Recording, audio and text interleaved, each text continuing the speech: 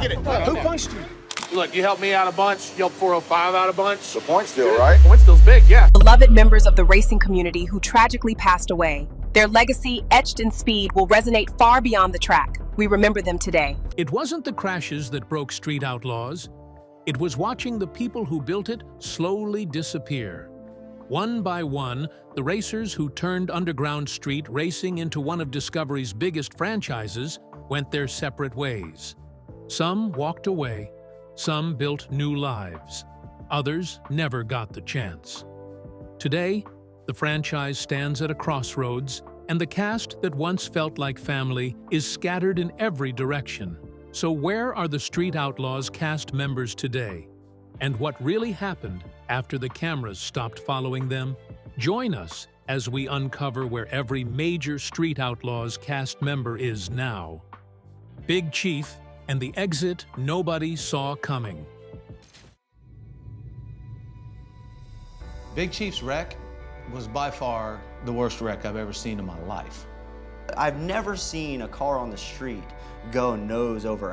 No, I've never seen anything like that. Chief, can you move, Chief? For years, no name was more closely linked to Street Outlaws than Big Chief. Justin Shearer was the face of the franchise, and if there was one car fans could recognize from a mile away, it was his legendary 1968 Pontiac Firebird Pro Mod, better known as the Crow. The Crow became a celebrity in its own right. Throughout the show's run, Chief kept rebuilding and upgrading it, creating multiple versions that were faster, louder, and more extreme than the last. Every time fans thought they'd seen the Crow at its peak, another version showed up with even more horsepower and even bigger expectations. Watching the car evolve became just as exciting as watching the races themselves. But by 2025, something happened that many fans never expected. Big Chief officially let the Crow mod go, selling the iconic machine to a racing team in Texas. For longtime viewers, it almost felt like the end of an era. After spending years watching him dominate behind the wheel of that car, seeing it leave his garage was a reminder that nothing stays the same forever. Of course, anyone who thought Chief was retiring clearly didn't know him very well. Instead of walking away from racing, he shifted his attention to a completely new project. His latest build is powered by a twin-turbo Pontiac engine. But unlike many modern race cars that are designed almost exclusively for the track, Chief wanted something different. His goal wasn't simply to build the fastest possible machine. He wanted a car that still felt like a real street racer. That philosophy has become a huge part of who he is today. While Street Outlaws has continued moving toward organized racing events, professional tracks, and official partnerships, Big Chief has stayed on his own path. He remains outside both the Outlaw Syndicate and the NHRA-backed direction that now defines much of the franchise. For him, street racing has always been the heart of the culture, and that's where he believes the sport belongs. It's a position he's defended repeatedly, even as the franchise has evolved without him. His life away from racing also changed dramatically. Fans watched his longtime marriage to Alicia Shearer come to an end. Not long afterward, his relationship with professional racer Jackie Brosh became public, and it immediately caught fans' attention. Unlike someone dating into the racing world, Jackie was already deeply involved in it. She competes in the No Prep Kings circuit herself, making her much more than just Big Chief's girlfriend. Together, they became one of the racing community's most talked about couples, with fans closely following both their relationship and their individual careers. Then came another twist that nobody saw coming. For years, Big Chief and Sean Ellington, better known as Murder Nova, seemed completely inseparable. They weren't just co-stars on television. They were best friends, business partners, and the faces behind Midwest Street Cars Automotive. Their chemistry was one of the biggest reasons Street Outlaws became so popular in the first place. So when rumors started spreading that the two had gone their separate ways professionally, Fans were shocked. The split quickly became one of the biggest discussions in the Street Outlaws community. People speculated about arguments, betrayal, and behind-the-scenes drama, trying to figure out what really happened. Although both men eventually moved in different professional directions, they've consistently maintained that their friendship survived the business changes. Even so, for many fans, seeing Chief and Murder Nova no longer working side by side marked the end of one of the show's most iconic partnerships. But what happened after that partnership changed? For Sean Ellington, it wasn't a story of stepping away. It was the beginning of a different journey. Murder Nova and the direction he chose. My name's Sean. I drive the Murder Nova. They call it the Murder Nova because I murdered everything out on it. It's flat black, it's sinister, and it makes women and children cry. If there was one driver who could steal the spotlight from Big Chief, it was Sean Ellington, better known to fans as Murder Nova. Calm under pressure, fearless behind the wheel, and always ready to push his car to the limit, Sean became one of the biggest stars Street Outlaws ever produced. But while fans loved watching him race, the biggest changes in his career happened after the cameras stopped following the story everyone expected. For nearly 3 years, Sean held the title of Oklahoma City's #1 street racer, defending his position against some of the toughest competitors around. It wasn't until fellow racer Doc finally knocked him off the top spot that his impressive run came to an end. Even then, Sean remained one of the racers everyone wanted to beat, and every appearance carried the expectation that something unforgettable might happen. Behind the scenes, though, another major change was unfolding. For years, Sean and Big Chief weren't just friends. They were business partners. Together, they co-owned Midwest Street Cars, the performance shop that became almost as famous as the racers themselves. Fans watched them work side by side, building cars and helping customers while balancing the pressure of competition. Then, everything changed. Following their professional split, Sean moved his tuning business into his own shop during Season 6. The decision was the end of one of the franchise's most recognizable partnerships and sparked endless conversations among fans. Rumors spread quickly, with many people wondering what had really happened behind closed doors. While both Sean and Big Chief have repeatedly said their friendship survived the business split, their careers have clearly taken very different paths ever since.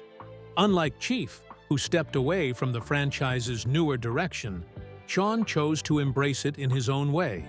He teamed up with Ryan Martin to help create the Outlaw Syndicate, a racing series that operates independently from the original Street Outlaws format. Built around organized competition on prepped tracks, the series offers racers a chance to compete for $20,000 payouts while giving fans another place to watch high-level racing. The project reflects Sean's vision for where competitive. Away from the track, Sean has managed to keep his personal life remarkably steady. He's been married to his wife, Erin, for well over a decade, and together they're raising their son, Aiden. While many reality TV stars struggle to separate their public image from their private lives, Sean has generally kept his family out of unnecessary drama, choosing instead to let his racing speak for itself. Financially, his career has also paid off. His estimated net worth sits at around $500,000, built through racing, business ventures, merchandise, and his continued presence in the automotive world. Sean Ellington's story is just one example of how the lives of Street Outlaws stars have evolved since the show first made them household names. Another driver who has carved out his own path is Ryan Martin. Ryan Martin and the business he built around racing. I'm Ryan Martin. I drive the Fireball Camaro.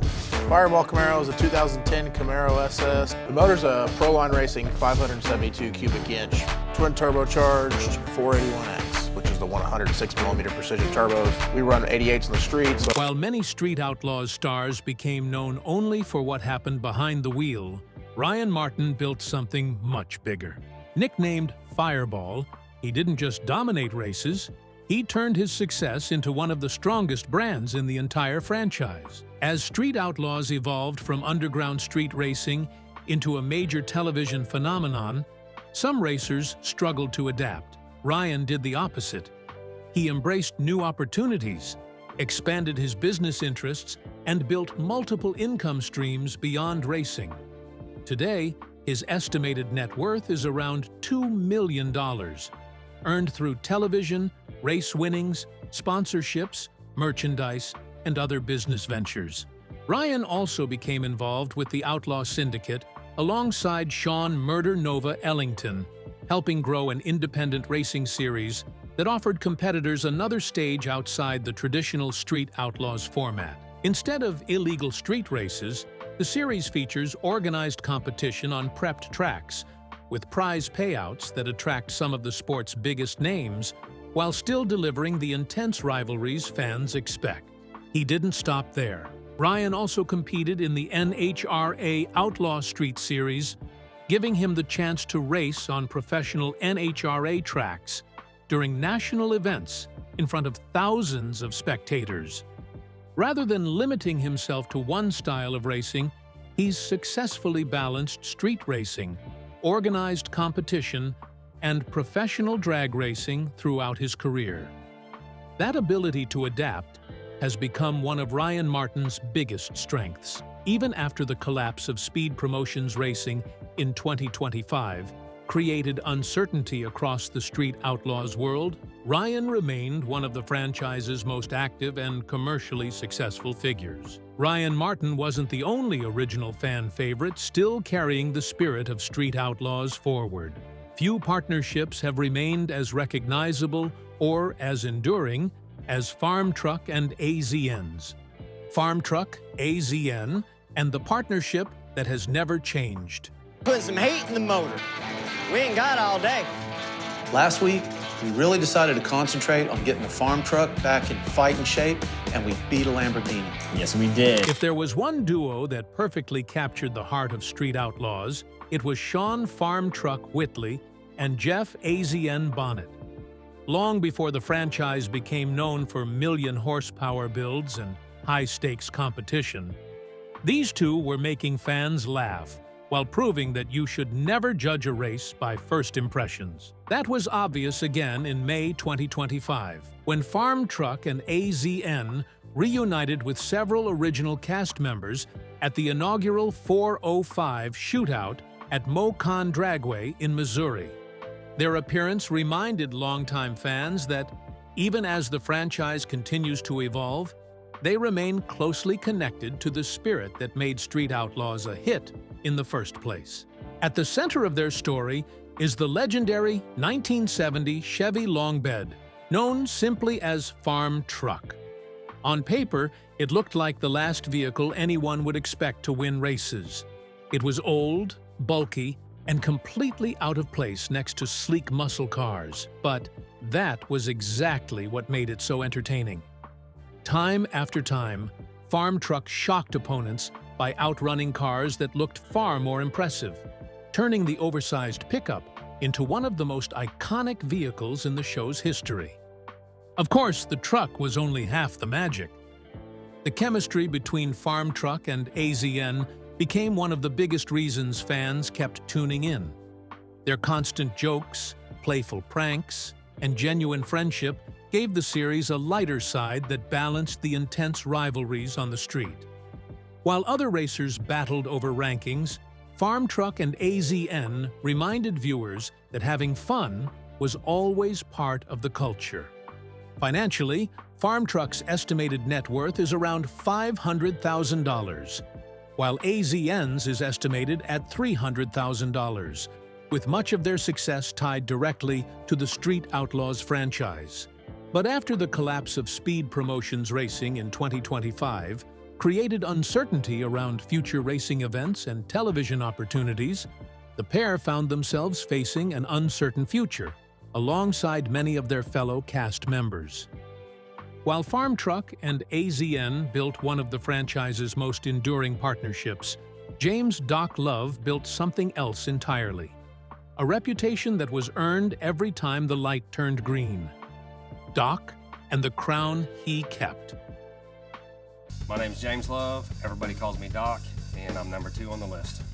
My car, the Street Beast, 1970 Chevy Monte Carlo, 1,650 horsepower, big block Chevy, fast. James "Doc" Love has always been one of the most underrated and most outspoken racers in Street Outlaws.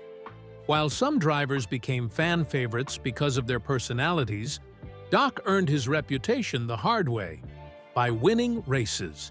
And when it came to speaking his mind, he never worried about whose feelings he might hurt. In a September 2025 interview with Drag Illustrated, Doc opened up about one of the biggest rivalries in the show's history. He admitted that he and Big Chief were never particularly close, saying, "It's no secret that me and Big Chief never really got along." Murder Nova, being best friends with Chief back in the day, it was kind of always me against them. He also recalled that one of the proudest moments of his career came after defeating Petey Smallblock at an out-of-town race, when fellow racers rallied behind him and even put up their own money in support. But long before that interview, Doc had already made his mark on Street Outlaws. One of the biggest moments of his career came when he defeated Murder Nova to claim the coveted #1 spot on the list. Taking the crown wasn't just another race win. It proved that Doc belonged among the very best. Holding on to that top position required consistency, skill, and nerves under pressure. Qualities that earned him respect even from rivals who didn't always agree with him. What has always set Doc apart is his honesty. While many cast members prefer to avoid discussing behind-the-scenes drama, Doc has never hesitated to acknowledge the tensions, rivalries, and personalities that shaped the show. His willingness to speak openly has made him one of the most reliable voices for fans trying to understand what life inside Street Outlaws was really like. Financially, Doc's estimated net worth is around $500,000. Although he never built the large business empire that racers like Ryan Martin developed, he remains one of the franchise's most respected competitors. Doc's legacy was built on consistency behind the wheel. Another racer who earned that same reputation over the years was Daddy Dave, whose career has been defined by his ability to stay among the sport's elite. Daddy Dave and the King of the Streets title. My name is David Comstock. They call me Daddy Dave, and I'm currently number 3 on the list. Makes about 1,500 horsepower to the tires. It's got more nitrous kits on it than anybody. David "Daddy Dave" Comstock has spent years proving why he's considered one of the toughest competitors ever to appear on Street Outlaws. Known for his fearless driving and relentless determination, he built a reputation as a racer who could compete with and beat the very best. One of the biggest achievements of his career was earning the title of King of the Streets, a distinction that showed his success on the road rather than just his popularity on television. Throughout the series, Daddy Dave became known for driving some of the most advanced and carefully engineered cars in the competition, with builds that consistently pushed the limits of performance. Whether he was chasing the top spot or defending it, he remained one of the racers fans could always count on to deliver exciting matchups. His success also translated into financial rewards. Reports have estimated that Daddy Dave earned around $20,000 per episode during his time on Street Outlaws, making him one of the highest-paid racers on the show. Like many original cast members, however, Daddy Dave now faces an uncertain future as the franchise continues to evolve. With the racing landscape changing and television opportunities becoming less predictable, he's adapting to a new chapter while continuing to build on the reputation he earned as one of Street Outlaws' most respected racers. As the surviving cast members adjust to a changing future, they're also carrying something else with them: the memory of the friends and fellow racers who never got the chance to make that same journey. The deaths that changed the franchise forever. Street Outlaws No Prep King star Lizzie Musey has died following her battle with breast cancer. She was 33 years old. No account of where the Street Outlaws cast is now is complete without addressing the cast members who are no longer here because their absence has shaped the franchise in ways that casting decisions and storyline choices cannot compensate for. Tyler Flip Pretty was a fixture on the show's first season, part of the original cast. He became quickly popular thanks to his trash talking and backed it up when he was behind the wheel of his 1980 Chevy El Camino, winning a majority of the races. Sadly, he passed away in 2013. He was found dead in his home in Yukon, Oklahoma, with the circumstances of his death ruled as a self-inflicted gunshot wound. He was 31 years old. His death, so early in the show's run, was the first indication that the lives behind the cameras were carrying weight that the racing segments did not always show. Chris Kentucky Ellis, a beloved mechanic for the 405 crew, died in September 2020. He was also known as Kentucky and one of the most skilled mechanics at Justin Shearer's and Sean Ellington's business, Midwest Street Cars Automotive. His body wasn't discovered until a few days after his death. He was 39 years old. The show marked his passing with a tribute episode. His mechanical expertise had been a quiet foundation of what the 405 crew was able to build and race, and his absence was felt practically as well as personally. Lizzie Musey, one of the most popular stars of the No Prep King circuit and daughter of legendary engine builder Pat Musey, died in June 2024 from stage 4 breast cancer. In April 2023, she revealed she had been diagnosed with stage 4 triple-negative mammary cancer, which she bravely battled before passing away at home on June 27, 2024, with her family by her side. Sources estimate she had an estimated net worth of between $1 million and $2 million at the time of her passing. Lizzie Musey's death was the franchise's most significant loss in terms of public impact. She had been one of the most visible female competitors in the Street Outlaws ecosystem, a racer with genuine skill and genuine family legacy, who had brought a different kind of energy to the No Prep Kings format. Her death left a significant void in the 2025 season and the broader NPK community. Each of these deaths removed something irreplaceable from what the franchise was able to offer, and the cumulative weight of those losses is part of the context in which the current cast navigates an uncertain future. Which Street Outlaws star do you think has had the most interesting life after the show? And who do you miss seeing on Street Outlaws the most? Share your thoughts with us in the comments section. Remember to like, share, and subscribe for more. Also, click the next video showing on your screen. You will enjoy it.